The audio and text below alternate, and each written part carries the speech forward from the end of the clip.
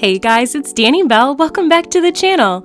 For today's video, we're going to be talking about some awesome museum ideas for your Animal Crossing island. I know if you're anything like me, when I start a new island, I like to come up with some ideas. Right, Marlo? He's going to help us today. Since we're going to be starting up a new island here soon on the channel, like any day here, guys, I promise, I wanted to get a little bit of inspo. So what better way to do that than going back and revisiting some of the old museum designs that we've done here on the channel in the past, as well as visit some of yours. I've visited some amazing dream addresses here on the channel and seen some really stellar museum designs along the way. So I wanted to pop back and revisit some of those to hopefully bring not only myself some inspiration to come up with some ideas for the new island, as well as showcase some of your amazing ideas. I mean, what do you even do with it? Do you leave it in tent form? Do you fully upgrade it? Do you plop it on the beach? These are all questions sometimes we have to think about when we start off a new island, because oftentimes we have to make that decision pretty quickly in the storyline. So to help myself decide and hopefully help you, we're going to look at some of these designs and come up with some ideas on what we want to do with our new museum for our new island. So let's jump in. Alright, we're going to make this first one pretty easy by starting off here on the island of Honeybelle. This was my forever island. I love this island. It's a realistic city core island. For this particular museum, I decided to keep it mostly as is. I wanted to upgrade it because, as I said, since this is my forever island, my goal is to eventually get all of the bugs and all of the fish and all of the fossils to have it be a finished museum, since I plan on keeping this island forever. But I wanted to keep it looking like the museum itself. I know oftentimes it's tempting for those of us, depending on the theme of the island or the aesthetic, to hide the museum, and there's totally nothing wrong with that. I love that concept. But for this island, I wanted to keep it looking like itself. So just using some basic items like these flower boxes over here, some benches, and some of these trees here, just to kind of frame it in, as well as this super cute custom designed fence here in the background. I really love this. It's a great way to hide the cliff in the background. And then, as you can see, since this is a realistic city style island, there is sort of like a skyline in the background. I really love that for this particular island, but I really wanted to keep the museum right next to the shop so that there was a little impromptu shopping district, and it's actually right behind the plaza. That was sort of intentional, and I really like how this simple take on the museum came together for Honeybelle. Next on the list was our Farmcore island, Sugarbelle. This was a throwback, and this was actually an island that we did right after the 2.0 update. So as you can tell by the looks of this, it is sort of a basic concept, but I love the idea of Brewster being introduced to the game. So that's sort of the idea with the balloons and the Brewster photo there on the left. I like this idea because sometimes we just want to keep it fairly simple. I wanted to cover up the red banners, which I know is something that I hear from a lot of you in our community, that you don't like the look of the red banner on the front of the museum. So using some of these display cases here in the front, it's a great way to hide the banner, and also using some custom design like the window piece over here and some artifacts, just to kind of show that this is still the museum, but it's a great way to kind of add some items that you can showcase in the front. I really love Brewster's picture here, and I really just loved the concept of showing off that he was new to the game at the time. I know it's a little cheesy, but just a fun little concept. I liked being able to use the Brewstoid and just kind of showcasing and flexing, I guess, at the time, some of the items that I earned from visiting Brewster every day, because y'all, you know I love my coffee in real life and in Animal Crossing, and Tangy had to come say hello for the video today. But all in all, I really like this design and idea, using some custom design and some little steps over here kind of to tie everything in. It makes it still fully accessible for the game, and it kind of just gives it a new little twist on the look of the museum. For the next island, I absolutely adore this. This comes from our friend Marti. I really love this. This particular island we did a full tour on. It's Caramel, and this whole island was a food-themed island. Now, she opted to keep her museum in tent form, which I totally adore. Check out the terraforming here. This little island she made with these bridges is donut-shaped, which is perfect for the theme of her island. But one of the things I really adore is that not only did she keep the museum in tent form to keep it kind of tied to the aesthetic of the island, but she turned it into a little fruit orchard. I love that she has all of these pears dropped here throughout, and then lots of really beautiful custom designs to kind of keep it more natural looking. She's used some of these little umbrella stands here with the pears in them to kind of tie it in, and the green canvas on the tent just looks so chef's kiss with the pears on the trees. I just absolutely adore this look. I just think it's a beautiful aesthetic. It's perfect for spring, especially if you're looking to do something fresh and green this time of year for your island. island. I just love the whole concept. It's just a really fresh take on the museum and really, really fun. Now, I will give you a cautionary tale. If you are looking to keep your museum in tent form, just a quick pro tip from myself, because I've done this myself by making the mistake of remembering that when you place down your museum at the beginning of the game, if you plan on keeping it in tent form, you cannot move it. Once you've placed it, it will have to stay there, unfortunately, as long as you plan on keeping it in tent form, so choose your space wisely. But I love the placement of Marti's tent. It looks absolutely stunning for her island of caramel, perfectly on point with the theme, and it's totally scrumptious looking. Next on the list is the beautiful island of Frosthaven. I love this concept because this island is set in the wintertime. I love these castle items, especially in this blue color. I feel like if you can see the color of the blue roof peeping out from the snow-covered rooftop here on the museum, it just matches perfectly. I love that this is set in the evening time. It just has a whole different vibe for the museum, especially with the lighting that you can see peeking up through the back of these castle walls that she has used here. But Arden does such a nice job decorating her museums on her islands. I just really love this. It's a town core style island, of course, and the lighting is just really beautiful. I love that she's used some of these partitions over here in the front, giving you this beautiful grand entrance, and of course the illuminated doorway of the museum adds to the perfect ambiance for an evening dream address upload. She sort of created this adjacent cafe over here for the museum, and I really love this. You get a beautiful little view of the town right here, so you can sip your coffee and just sort of enjoy the snow falling in the evening on this island. It's absolutely lovely.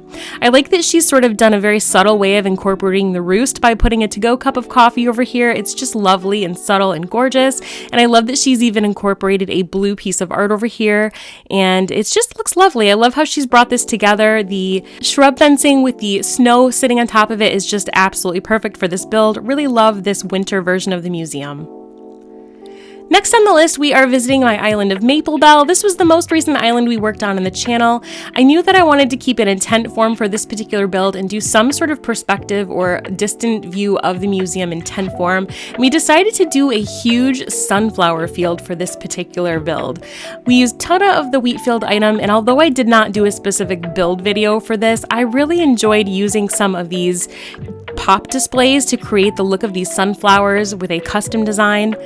I really, really like how this turned out. This particular area where the museum is itself, we just used a lot of trees, and I did a ton of the harvest items like the pumpkins. Love this custom design here with the log. I was really, really happy with how it turned out. It's just very rustic, perfect for a fall island if you're looking to do something like that next for your island. Using things like this wagon over here, I was just really excited to use, along with some of the placeable trees sort of in between the real trees to kind of create a little bit of variety and just kind of creating a nice little path all the way around the museum so you can walk all the way around. I feel kind of guilty, honestly. Didn't do a lot of visiting of blathers because, of course, if you're keeping it in tent form, you only donate the first 5 creatures, and then you just have to leave them alone for the most part so you don't accidentally upgrade your museum, but I'm really happy with how it turned out. Speaking of accidentally upgrading museum, this amazing museum build by my dear friend Cara from Opilio, she did this super clever build on her island. She confided to me that she accidentally upgraded the museum when she was building this island, and so she decided to turn it into this closed bank. I completely love this. She used the jail bars to completely block off the entrance and used the custom design to totally create this look of a bank with the money, the ATM, the bells machine over here. Her attention to detail is absolutely stunning. I love even the little alleyways right next to this bank over here. This entire island, by the way, is sort of like a Deadliest Catch version of a winter fishing style island. It's absolutely stunning, and I did a full tour of this, so if you're looking to see the entire island, I hope you'll check it out. It was a really fantastic island, super stunning, just a really great winter style island if you're looking for something fun to check out. But I really like this concept. Even though it's not accessible, I just really like the aesthetic of it, and I think it's such a clever concept and a great way to use this museum design. So if you do accidentally upgrade your tent museum, this is a really clever way to do that, and I really love Cara's idea here. Super, super well done.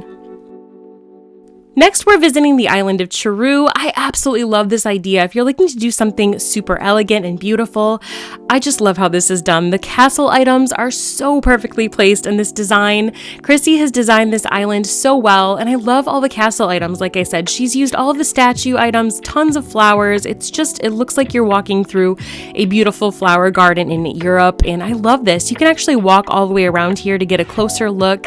I love that she's created this little walking space over here so that you can actually enter the museum. So it's not just for looks either. You can actually enter it and check it out, which is perfect if you're doing a forever island. I think that's really important sometimes if you do need to access it to use. But I love this. Look at all of the different various custom designs she's used for her path over here. It's just very art focused, very posh, very upscale. I love the placement of this bridge right here with the waterway. It's just absolutely stunning. Lots of beautiful layering going on over here, and she even did a bunch of detail here right below the entrance to the museum. I think sometimes I get hyper focused on just the building itself, and I love how she's created such a beautiful approach to the museum, even incorporating some of the fossils themselves in the design, including these peach trees over here and some elegant candles. It just looks so lovely. I feel like I could spend the afternoon drinking tea here, and I would be so content for the whole day. Just absolutely stunning.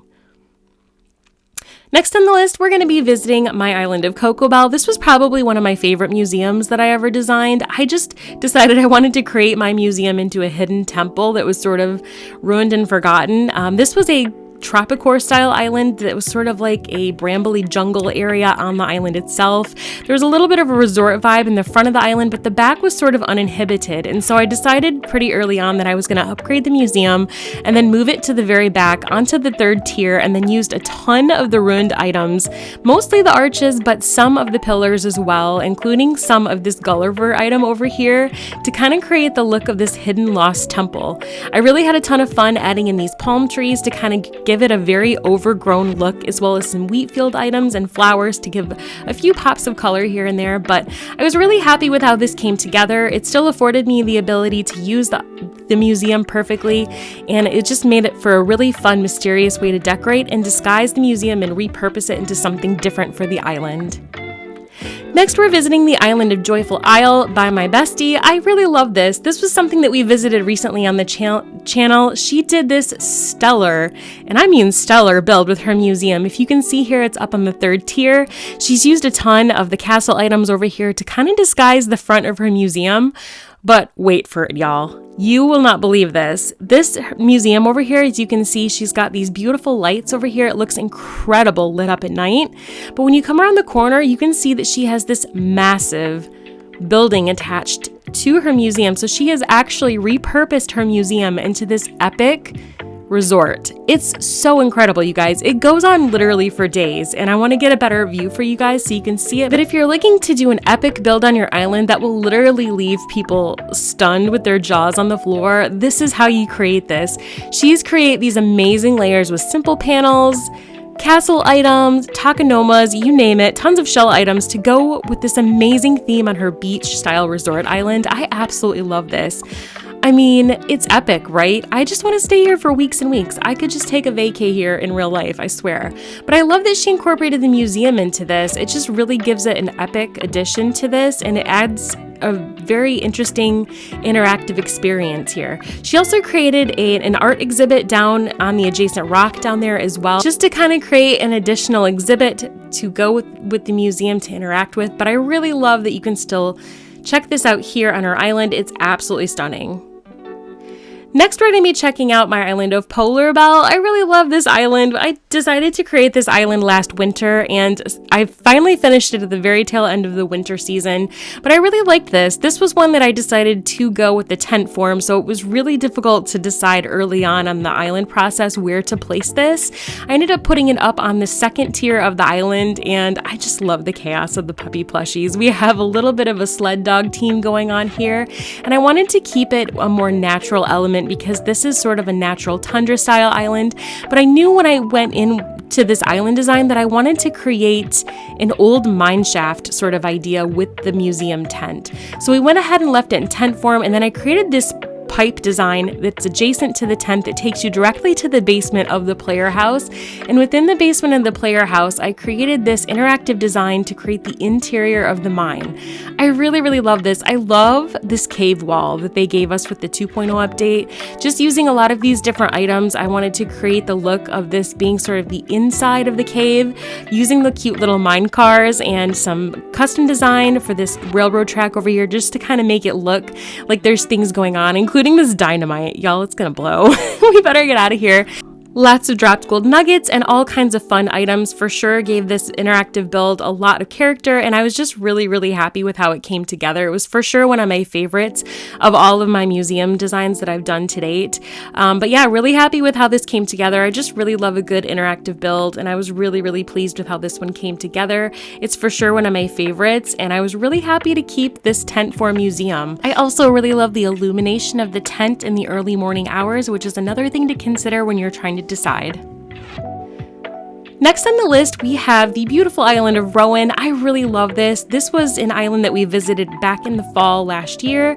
I love this island. It's super gorgeous. Look at the castle vibes that we have going on here. Abby created this stunning castle style museum. I barely even recognized it. In fact, when I visited this island for the first time during the tour, it took me a second to even realize that the museum was here. That's how well Abby is dedicated to disguising her museum, and it just looks so fabulous.